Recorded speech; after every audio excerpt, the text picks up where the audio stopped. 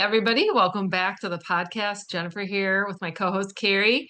And we're here today to talk about B vitamins, which we wanted to do a whole episode on this because, we often see women taking, of course, lots of supplements when they come to see us. And usually one of those includes B vitamins.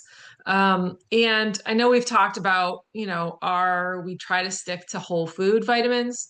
I know we've talked about that in the past, but this is one vitamin where I feel like, well, they're all important not to be synthetic, but this is especially important for women because of, some of the dangers, in my opinion, from the synthetic B vitamins when women are already overwhelmed and anxious and their stress response is, not working the way that it should be. And so we kind of wanted to take a whole episode to really talk about the difference between the synthetic B vitamins, what's missing in the synthetic B vitamins versus the whole foods, and really what B vitamins do, because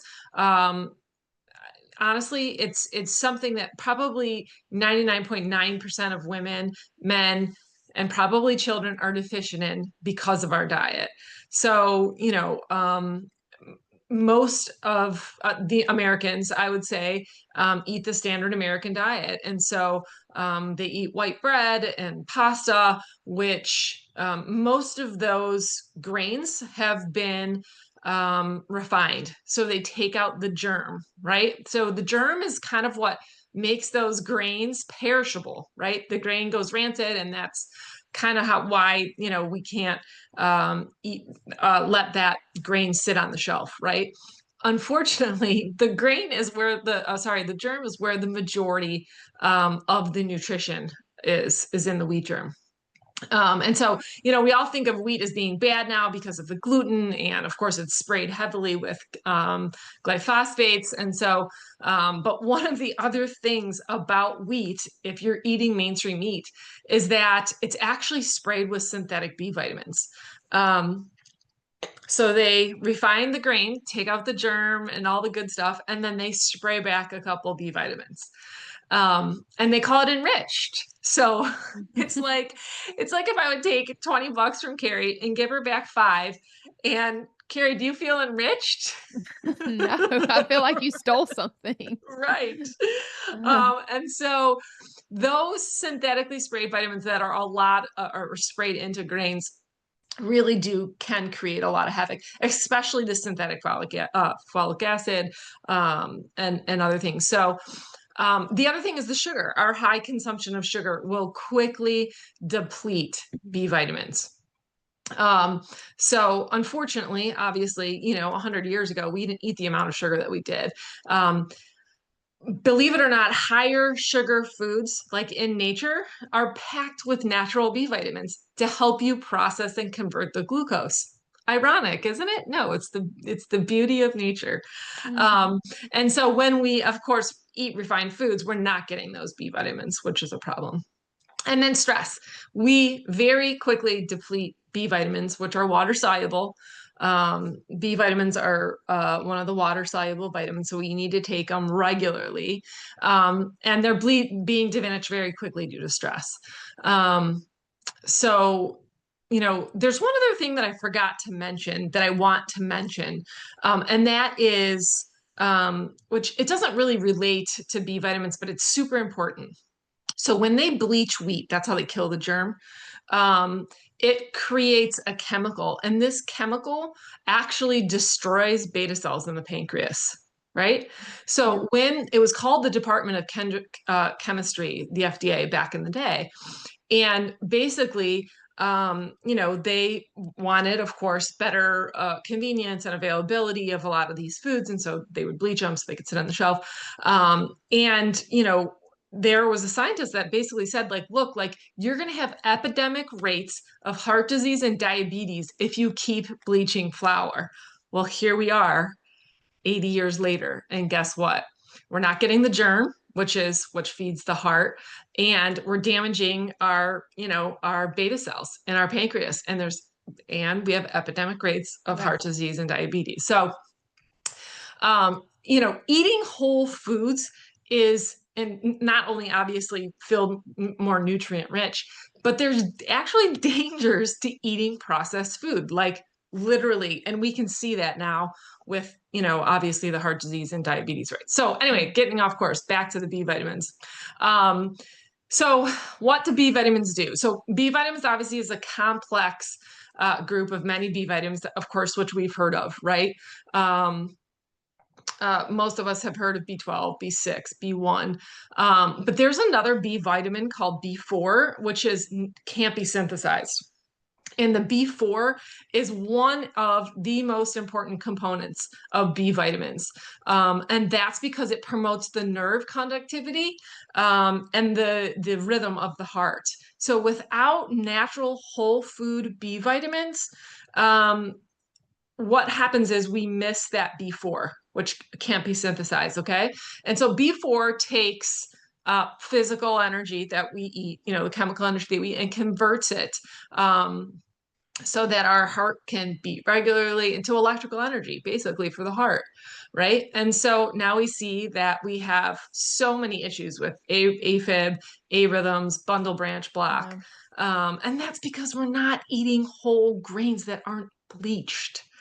Wheat germ is one of the main sources of B4, but it's also in rice bran, which we really don't see that anymore.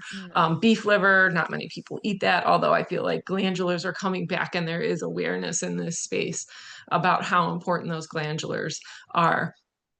That nerve effectiveness or nerve conductivity that is supported with that B4, you're not getting in your synthetics, right? Also, most of your B vitamins are actually coming from, or it's a byproduct of coal tar production.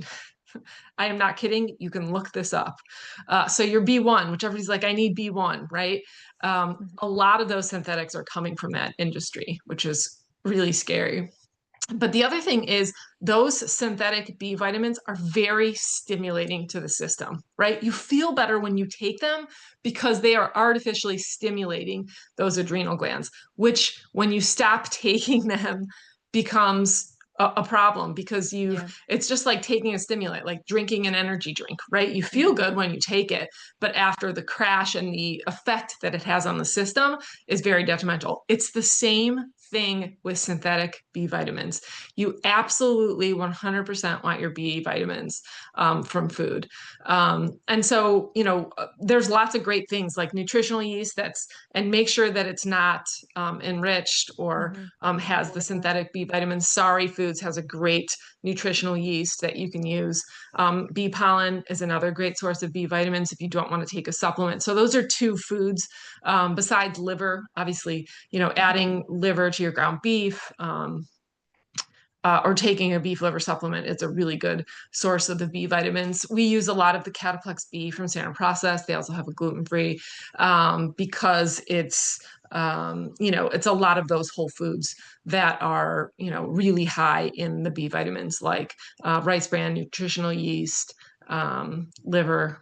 So that's mainly the component of the product. So it's really dense and it contains the B4, which is super important. So if you have arrhythm, if you have regurgitation, you've been told you have regurgitation, what happens when you're not getting that B4 is that heart actually enlarges, right? Because it's a muscle, right? And B vitamins give that muscle, whether it's in our GI tract or heart, tonicity, right? That's one of the main function of B vitamins is tonicity from that nerve intervention and conductivity. And so when we don't have that, the heart enlarges, right? It's a muscle and enlarges. Unfortunately, the valves don't do the same thing. They can't enlarge. So what happens is you have a valve, right? They kind of overlap or come together. When the heart enlarges, what happens is those valves now don't meet completely and you have blood that kind of backflows, and that's what the regurgitation is. And we have seen this over and over again, where whole food vitamins can help correct a regurgitation very easily. And so, Mm. and one of the main symptoms of partial B vitamin deficiency is actually constipation because that gut doesn't have the tone, right? Yeah. And so, if you struggle with constipation, that's something that you can really look to be, one of your first go-tos, as well as B vitamins. Another thing that could lead to constipation is low HCl in Mhm. the stomach, and one of the main components you need to produce hydrochloric acid in the stomach is B vitamins. So B vitamins are by far, they should really put them in the water supply. They should take out all the fluoride and put in B vitamins. If Um, only. yeah, right. Mhm. Um, but if you tend to get sore after working out from a buildup of the lactic acid, that's another thing that natural B vitamins will do is it helps to divert that lactic acid in the Krebs cycle to pyruvic acid so you don't get that buildup of lactic acid. And so if you're really sore after workouts, you probably need more B vitamins or fatigue because B vitamins help convert carbohydrates to glucose. That's another thing that you probably need to focus on is whole food B vitamins. And then lastly, so a lot of questions around synthetics and whole foods are, they look at a label and they say, okay, well, this is a whole food, but you'll see that they have high doses of B1 or B2, or it says vitamin B1 as, and then it says thiamine monohydrate. That's a synthetic that they probably added some food to and called it, Mm. whole food. So you want to make sure that there's a proprietary blend of foods in your B vitamins. And if it lists the B vitamins and then it says as, you're taking a synthetic. Any questions that you might have, about labels or how to read the labels or where you can get whole food sources. Again, we talked about the nutritional yeast and the bee pollen. Those are great sources that you can get on a daily basis. I always made a cheesy with the nutritional yeast. I used to put the nutritional yeast in my magic bullet. The kids used to love this with some just salt and walnuts and blend it up. Yeah, And that's it, good. yeah, it tasted like a cheesy, we'd sprinkle it over veggies. And it was really easy to incorporate in the diet. You can add the bee pollen to your smoothies. So there are ways, obviously, if you're eating your beef liver, or taking your beef liver supplements, there really are easy ways to get whole food B vitamins. And then sourdoughs, there's a big craze now with the sourdough. Make Yeah. sure that you're using, something that's not bleached. And that is a whole food flour. I know some people, will even grind their own grain. That would be the best because that germ is super fresh, right? Yeah. So those are definitely good whole food sources. What about methylated B vitamins? That's kind of like all the craze now.